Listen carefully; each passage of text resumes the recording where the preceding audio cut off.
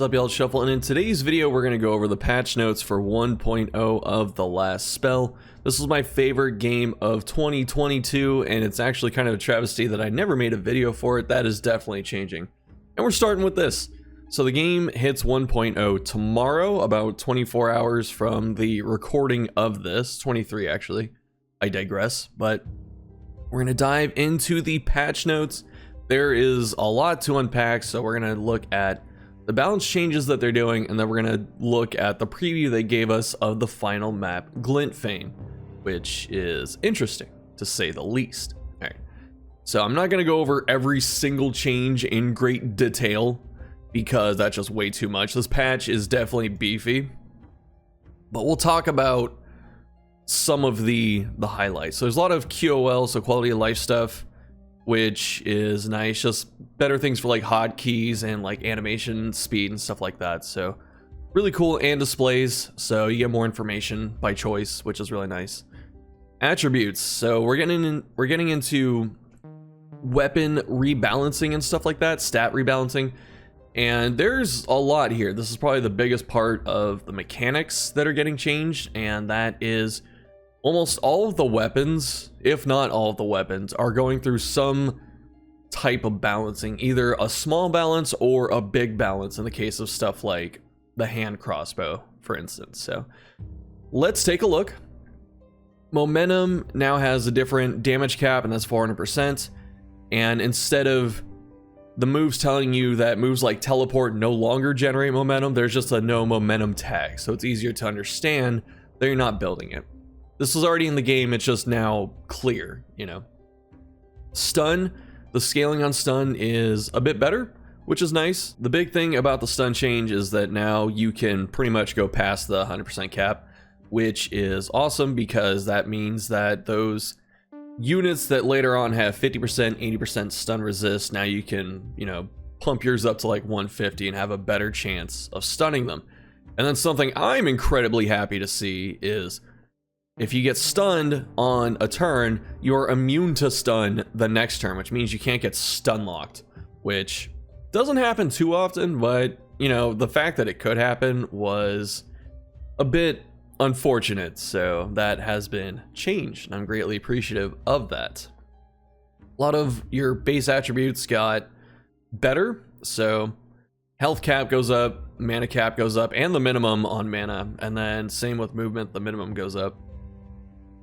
With leveling, mana itself has gotten better. Mana regen is getting nerfed across the board, and I kind of understand this because it was really easy, shouldn't say really easy, but it was easy enough to get a ton of mana regen to where, you know, you really didn't need things like the mana well. So this is really to help emphasize the fact that you might need the mana well and potions. Resistance got buffed, momentum got slightly nerfed. But that's just because it's getting changed across the board.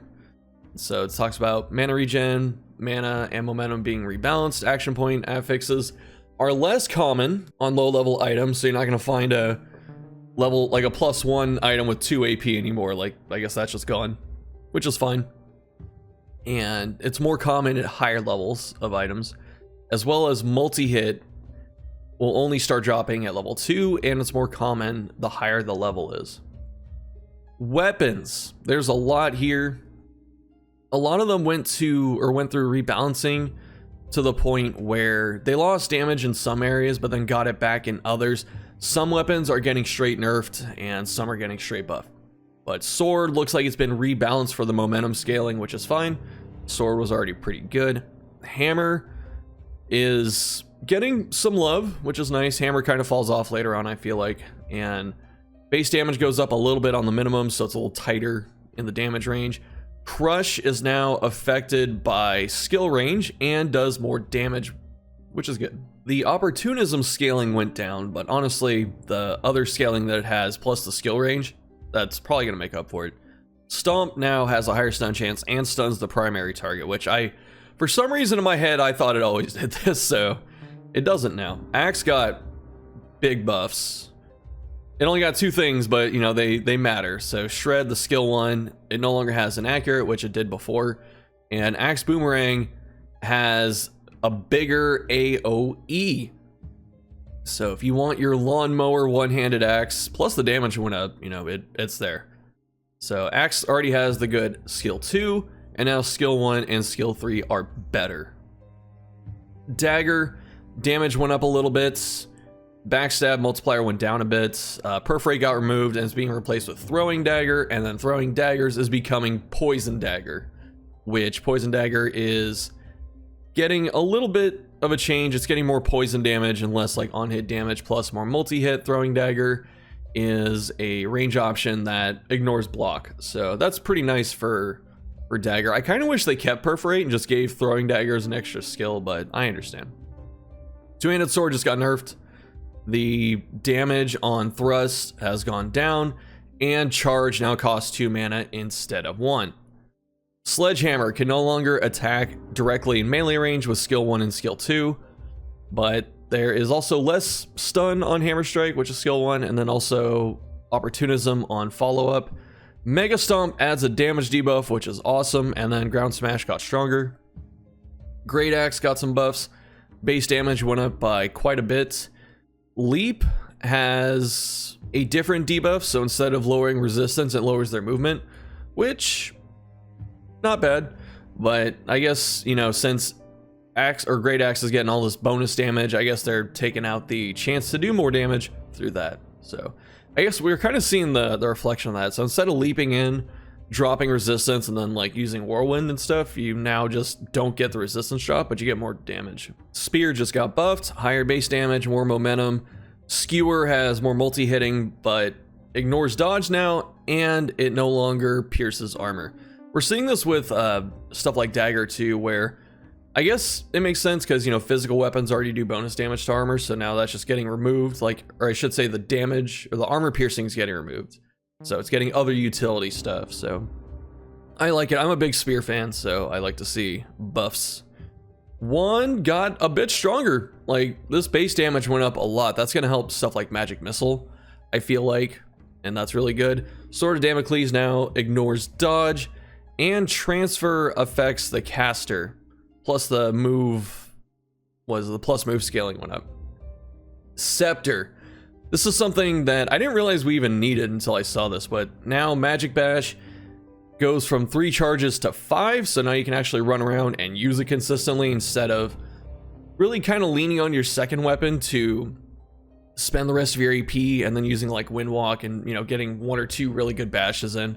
So now Magic Bash has 5 shots, the momentum went up, and it has a range of 3, which that's really good. So Scepter got huge buffs. Windwalk has a bigger range, and Shocking Touch got removed. Skill 4 is not changed. Magic Orb, I like that Infect gets another charge. Putrid Ball went down a charge, that's completely fine. I really feel like this, like Magic Orb, all the skills are pretty good, but I felt like it was too dependent on Putrid Ball for ease of use, you know, just to kind of fill in the gaps. So I like that Infect got buffed specifically, so I like that. Power Staff, accuracy scaling got tuned on skill 1. Stunning Entrance costs 1 mana, love this. Stun chance went down, that's fine. Flamethrower, also cheaper. Tome of Secrets got a tighter, actually not a tighter damage range, just bigger damage range. And does Weakening Touch not scale still? It does, okay. So before, I don't think the damage debuff on this scale, which was a bit odd, so now it goes up to 30%, which, you know, if you propagate that on a small group and stuff like that, you can just have units doing 0 damage very quickly, so I like that. And all the other stuff is good. Fireball got lower damage, but armor piercing, very nice. Lightning Strike got nerfed, which is fine. I feel like this weapon was a little too dependent on Lightning Strike, at least for some builds, so it's nice to see that change. Druid Staff kind of went through the same thing. They made Acid Spray a lot better, so less AP, less mana, more uses, awesome, love that. And the debuff ramps up too, or at least it ramps up better, it looks like, which is good. And you get to use it twice.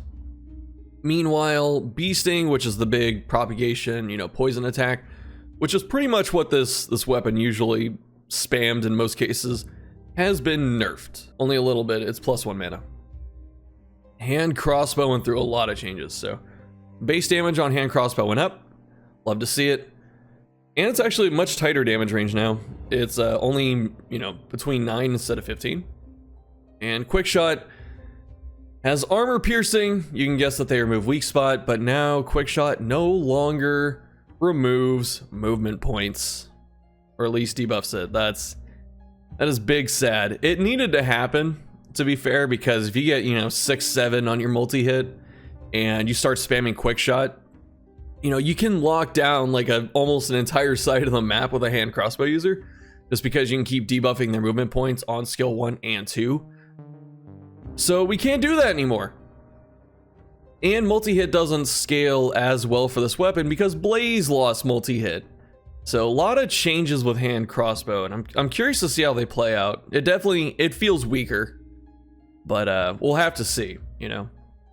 So with slow death, the poison move, the move debuff is a bit stronger, so it's 2 points instead of 1, which is nice. Blaze is cheaper, so less AP, less mana. You can use it 3 times a turn. No multi-hit, but it propagates farther. Pistol just got buffs, straight up. Grappling hook has isolation. Grape shot does more damage. Base damage up, momentum up. Actually, no, base damage down, sorry. And momentum up on skill 1, so good stuff. Short bow. I feel bad for the new players because short bow is a really good introductory weapon. But short bow, base damage went up. Power shot lost and accurate. And that's where the celebration ends. Precise shot, skill 1, no longer ignores dodge. And power shot has less range with less damage, but it also has higher base damage, so it probably evens out there. Rain of arrows also less damage, but again, base damage went up, so probably, hopefully, evens out. Longbow, watch out, got more range. The dodge buff scales, or at least scales better. Explosive arrow, more stun chance. Crossbow, higher base damage. Skill 1, an extra use. I really like this. Heavy bolt, extra range. I really feel like crossbow needed some help, so this is good. Impaling bolt ignores armor. Really nice. Explosive bolt is cheaper and more damage. So crossbow just got some really big buffs. Rifle, skill 1 ignores dodge. Hip shot has opportunism multiplier, and assassinate is a bit weaker. I think the base damage went up though to compensate. Yeah, base damage went up quite a bit on rifle. Offhand weapons have been heavily reworked. They now give you an extra use of skill 1 at 0 AP, so you can feasibly just have, you know, an extra AP every single turn to use on a skill 1, which can synergize with your build, and that's pretty nice. So if you know, want to dual wield hand crossbows, now you have 2 shots of armor piercing, multi-hit, all kinds of stuff. So there's a lot of potential here with this. Not that offhands were bad before, it's just I don't think a lot of people use them that much because they're a little bit harder to weave into your builds compared to like 2-handed weapons and shields and stuff.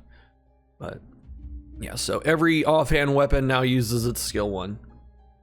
Let's see, armor block value has been increased on all shields. Body armor defensive skills scale better, but you can only use it once a turn, which is fine. I like this.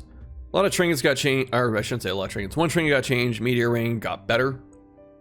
Just straight buffs across the board. Consumables. Potions now have a range of 3, which is fantastic. And they're modified by skill range. I didn't see this before. Oh my god, potions are getting buffed. Let's see. Potion of health now dispels negative effects. So debuffs and stuff. And they remove potion of dispel, so go figure. That makes sense, right?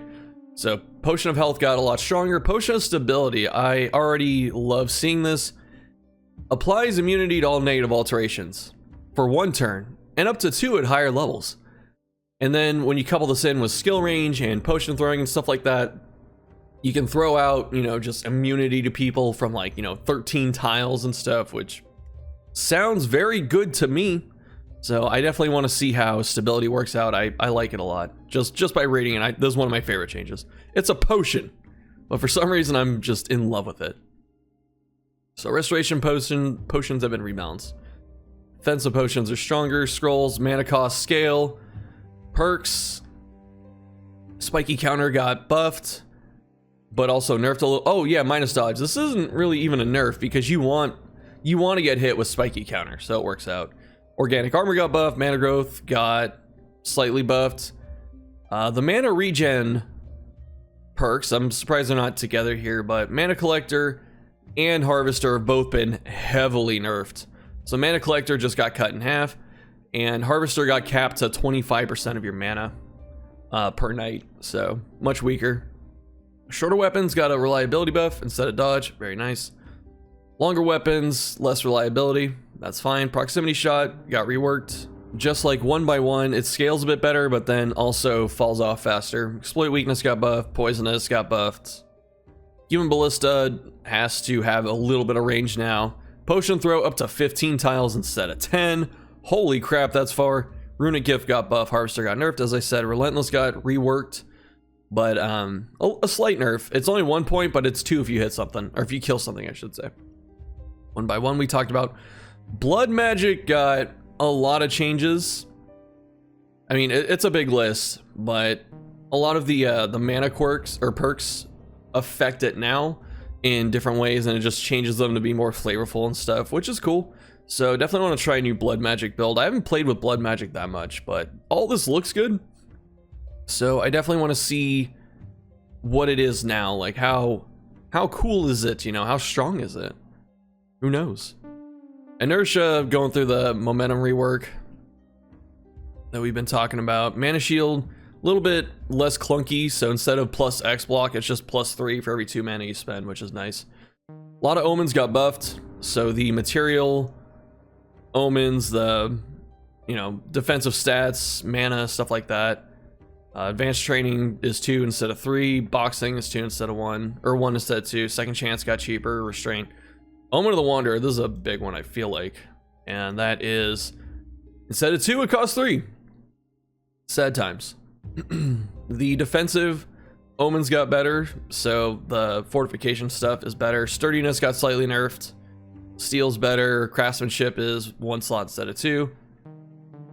Production got changed quite a bit. Most of it's just cheaper and more streamlined, which is nice. And mana well's a bit better. So all of those things, you know, all those mana regeneration perks that are getting nerfed and the effects and stuff like that, it's because they want you to use mana well. At least that's my understanding. Let's see. Defenses can be placed adjacent to buildings. I didn't notice that, actually. That's good. I like that. Warp Gate costs 60 instead of 80. Fantastic. Warp Gate is, you know, an amazing defensive tool, but it does cost quite a bit. Maps and enemies, just to mirror the rebalancing, a lot of the maps have been changed. Elderlick got a bit harder, which I'm a little sad about, but then it said that the ghosts have been rebalanced. So if the ghosts got nerfed and the base enemies got harder, that's fine. You know, I can make do with that. Corpses got redesigned, or at least tweaked in how they spawn and stuff. The one I'm not sure about is, this says Elite Carrions, the variation.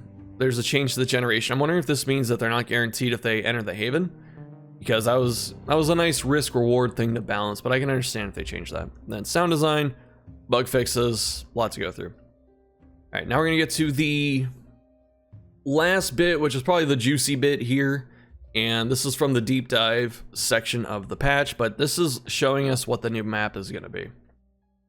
And so in Glintfain, it's basically just a weird crater where magic is, you know, spiraling out of control.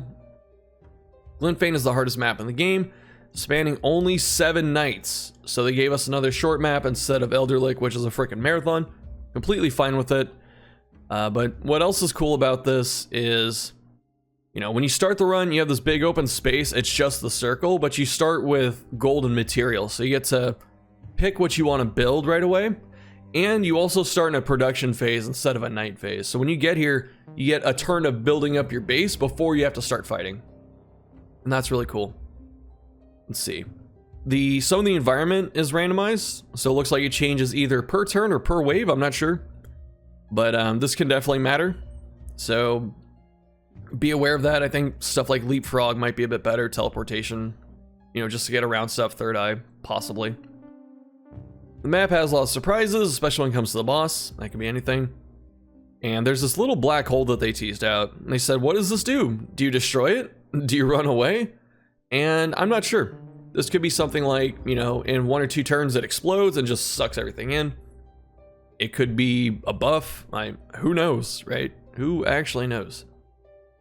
Tutorials got buffed. Good job, they're focusing on the new players. New enemy type, Kindled. This is a base enemy like Dodger and Plated. This is what they're referring to. And the purpose of this enemy is to have a lot of resistance. So it doesn't have a lot of HP. The initial screenshot is just 54, but they have 70 resistance. So this is just to teach you that you need magic damage. And I guess poison too if you really wanted to, but now there's, you know, dodge enemies, armored enemies, and resistance at base. And then achievements, balancing, all that kind of stuff, quality of life. This is all stuff they talked about. This is something I like. It shows you the damage calcs, like resistance and crit chance now. Very nice. And item comparisons got better. You can plan perks, which I like this little animation. They didn't have to do this, but they did. You know, just got these throwing daggers. You have to right click to put these in, so that's cool, so you don't forget what you're doing with the character. Oraculum got better sorting. And I think that's it, yeah. So, all in all, awesome stuff. Looking forward to it. Definitely gonna be playing a lot of the last spell. I got more videos I'm trying to make too in the next couple weeks, so stay tuned for that.